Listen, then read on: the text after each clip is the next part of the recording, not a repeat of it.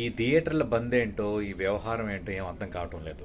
రాజమండ్రి నగర జనసేన ఇన్ఛార్జిగా ఉన్న అత్తి సత్యనారాయణ పై జనసేన అధినేత అటు షోకాజ్ నోటీస్ ఇచ్చి సస్పెన్షన్ వేటు వేశారు.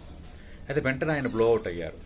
అసలు థియేటర్ల బంద్కు సంబంధించి నేను ఎలాంటి ప్రకటన చేయలేదు, అసలు దిల్ రాజు ఇలాగ ఆలోచన చేస్తున్నాడు, దిల్ రాజు సోదరుడు శిరీష్ రెడ్డి మొదట థియేటర్ల బంద్ ప్రకటన చేశారు.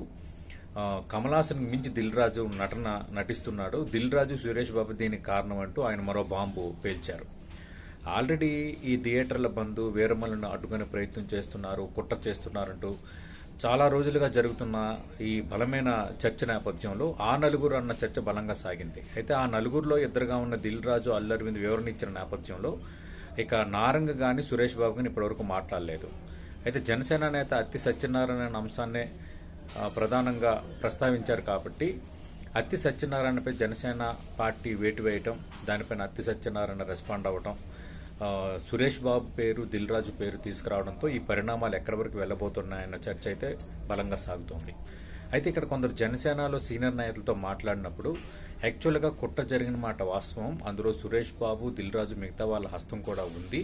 అత్తి సత్యనారాయణ పేరును వాళ్ళు ప్రస్తావించారు కాబట్టి జనసేన అధినేతగా పవన్ కళ్యాణ్ చర్య తీసుకున్నారు. కానీ వీళ్ళపైన మాత్రం అనుమానం కంటిన్యూ అవుతూనే ఉంది అన్న అంశాన్ని అయితే వాళ్ళు ప్రస్తావిస్తున్నారు.